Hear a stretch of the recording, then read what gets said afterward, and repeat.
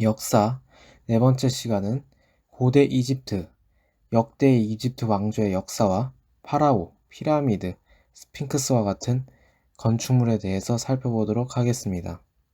이집트 문명은 3000년의 역사를 가지고 있습니다. 고대 이집트 왕조는 통일 왕국이 이루어지기 전 시대인 선왕조 시대부터 시작하죠. 초기에는 나일강 일대를 바탕으로 상 이집트, 하 이집트로 나누어졌습니다.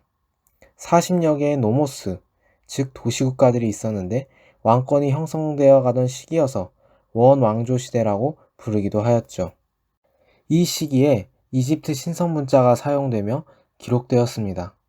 주요 도시 국가들로는 티니스, 나카다, 네켄 도시가 있었는데 이들은 각자 다른 신을 섬겼죠. 티니스 네켄은 매의 형상을 한 태양신 호루스를, 나카다는 악의 신 세트를 섬겼습니다. 하 이집트 지역의 늪지대였기에 발전이 늦었습니다. 결국 상 이집트 도시였던 티니스의 나르메르 왕이 통일시키게 됩니다. 이를 통해 이집트 제1왕조가 시작되게 됩니다. 제1왕조와 제2왕조를 포함해 이집트 초기 왕조 시대라고 부릅니다. 이 시기에는 고대 이집트 문명의 바탕이 형성되었다고 평가받습니다. 다음 시기는 이집트 고왕국 시대입니다. 기원전 2686년부터 2181년까지 이어졌는데 제3왕조에서 제6왕조까지를 일컫습니다. 피라미드가 많이 건설된 시대였기에 피라미드 시대라고도 부릅니다. 제3왕조 조세르 왕은 최초의 피라미드로 계단형 피라미드를 지었는데 세계 최초로 돌을 조각해 지은 건물이었습니다. 건축가 임호테프가 지었는데 최초의 서기관, 천문학자, 의사였던 그는 이후 이집트, 그리스에서 의술의 신으로 숭배될 정도로 뛰어난 인물이었습니다. 제4왕조의 파라오들이 거대한 피라미드를 건축하였습니다. 이집트의 대표적인 피라미드인 쿠프, 카프레, 멘카우레 왕의 피라미드가 세워졌죠. 현재는 세계문화유산으로 지정되어 있습니다. 그중 최대 규모인 쿠프 왕의 피라미드는 1800년까지 세계에서 가장 높은 건물이었습니다. 높이가 147m, 길이가 230m, 무게가 2.5톤에 해당하는 돌이 230만 개로 만들어졌죠. 지금 보이는 것이 바로 피라미드입니다. 앞에 작은 것들이 초기의 피라미드이고 뒤에 세 개가 대표적인 피라미드입니다.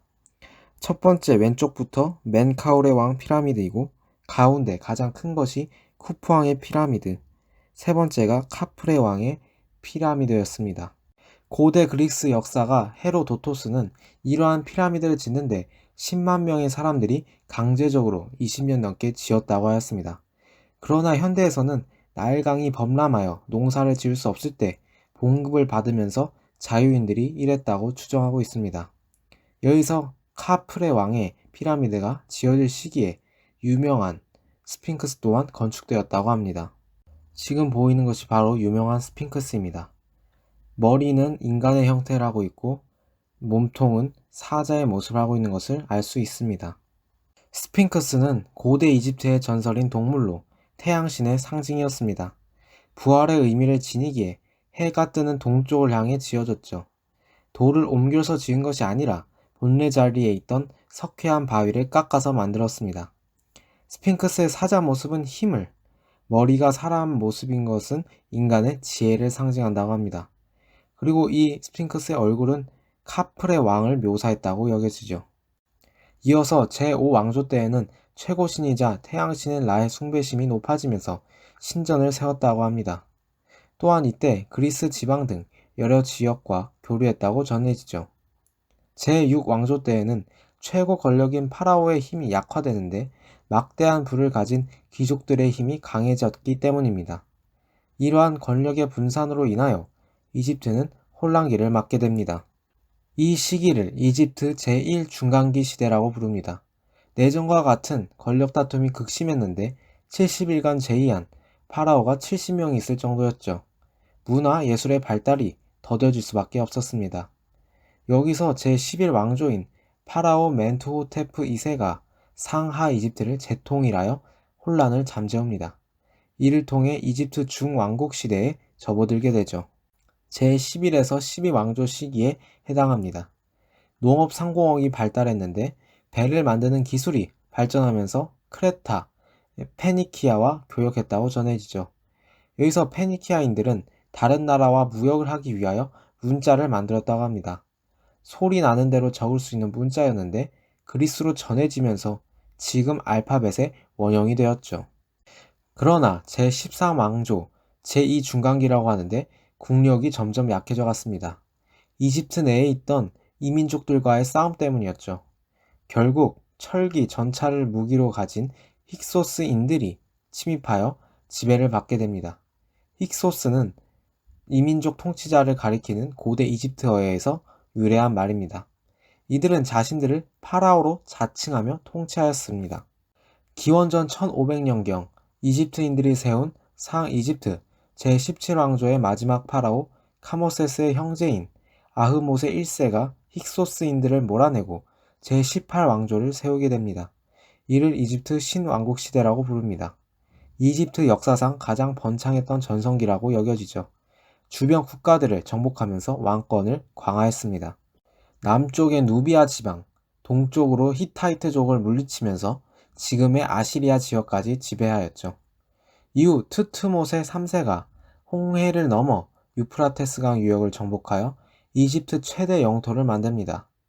17번의 원정을 떠났다고 알려져 있으며 승리를 통해 막대한 전리품을 얻었죠. 유럽의 역사가들은 그를 고대 이집트의 나폴레옹이라고도 불렀습니다.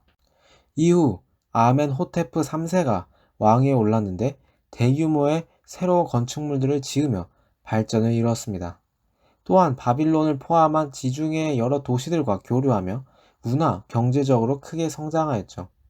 그의 아들 아멘호테프 4세는 기존의 이집트가 믿었던 다신교에서 벗어나 유일신으로 태양신 아톤을 믿는 일신교를 도입하려 했지만 그가 죽고 난 뒤 실패하고 말았습니다. 그가 죽자 몇 명의 파라오를 거치고 아멘호테프의 아들인 유명한 투탕카멘이 13대 파라오로 즉위 하였습니다. 10세의 어린 나이로 즉위했기에 신관 사제들의 꼭두가시에 불과했죠. 결국 젊은 나이엔 18세에 사망하고 맙니다. 죽임을 당했다는 주장도 존재하였죠. 제19왕조에 들어서는 람세스 2세가 대표적인 왕으로 알려져 있습니다. 그는 무역 중심지였던 카데시 지역을 히타이트족이 지배하고 있자 다시 되찾고자 하였습니다. 이러한 전투를 카데스 전투라고 하죠. 상세한 기록이 남겨진 세계 최초의 전쟁이었습니다. 이집트, 히타이트족 모두 기록을 남겼는데 서로가 승리를 거두었다고 말하고 있습니다. 히타이트군은 보병 4만 명, 전차 3,700여 대, 용병 1만 1천 명, 이집트군은 보병 1만 6천 명, 전차 2천여 대, 용병 4천 명의 규모로 대전투를 치렀습니다. 히타이트군이 우세하였지만 이집트군이 방심하고 있던 틈을 노려 승리를 거두자 서로가 철수하며 전쟁이 끝나고 맙니다. 확실한 승자가 없었기에 평화협정을 체결하게 되었습니다. 지금 보이는 그림이 바로 카데스 전투에 나서는 람세스 2세의 모습입니다. 그가 전투에 나가서 싸웠다는 것을 알 수가 있죠. 이후 람세스 2세는 강력한 왕권을 누린 것으로 알려져 있습니다. 거대한 왕궁, 신전들을 지었기 때문이죠. 대표적으로는 라메세움 신전과 아부신멜 대신전이 있습니다. 라메세움 신전은 장례 신전으로 이집트 최대의 신전이었습니다. 아부신멜 대신전은 람세스 2세가 자신의 권위를 가시하기 위해 지은 건물로 자신의 조각상을 입구에 세웠습니다. 지금 보이는 사진이 바로 아부신멜의 대신전의 입구입니다. 보이는 4명의 조각상 얼굴 모두 람세스 2세의 얼굴을 묘사한 것으로 알려져 있습니다. 이때 서아시아에 살던 유대인들, 헤브라이인들이 흉년으로 인해 이집트에 살고 있었습니다. 그런데 신전을 짓는데 포로처럼 유대인들을 동원시켜 건축을 하게 하였죠. 불만을 가진 유대인들이 탈출해 고향으로 돌아가려 했습니다. 홍해 앞에서 길이 막혔을 때 지도단 모세가 바다를 2갈래로 갈라 도망칠 수 있었습니다. 이를 모세의 기적이라고 하죠. 이후 바다의 민족이 쳐들어오게 되면서 이집트는 쇠퇴하게 됩니다. 또한 가뭄 지방 세력의 침략 등으로 다시 상하 이집트로 분열되고 말았죠. 신왕국이 끝나게 되면서 제3중간기 시대에 접어듭니다. 이 시기에는 리비아인, 누비아인들의 통치를 받게 되죠. 이후 아시리아의 도움을 받아 제26왕조가 시작되는데 이를 이집트 말기 왕조라고 합니다. 아시리아의 간섭을 받으며 100년간 안정적인 통치를 이어갔습니다. 그러나 아시리아가 무너진 후 결국 페르시아 제국에 점령당하며 지배를 받게 되죠. 계속 반란을 일으켜서 제28왕조를 세워 독립하기도 했지만 결국 마케도니아의 알렉산더 대왕이 이집트를 정복하게 됩니다. 이후 프톨레마이오스 왕조에게 지배당하며 클레오파트라 여왕이 계속하여 이집트를 재건하기 위해 노력했지만 결국 끝으로 로마의 속주가 되고 맙니다. 최종 정리를 하자면 문화, 건축, 예술, 학문 등 다양한 분야에서 뛰어난 수준을 보여주며 찬란하고 화려한 문명을 지닌 이집트는 3,000년의 역사를 가지고 있습니다. 선왕조, 초기왕조, 고왕국, 제1중간기, 중왕국, 제2중간기, 신왕국, 제3중간기, 말기왕조, 프톨레마이오스 왕조로 이집트는 끝이 나고 맙니다. 그러나 여전히 지금까지도 이집트 유적은 우리에게 음장을 보여주며 문화, 컨텐츠적인 측면에서도 힘이 남아 있습니다. 여기까지가 고대 이집트였고요. 다음은 고대 그리스에 대해서 살펴보도록 하겠습니다.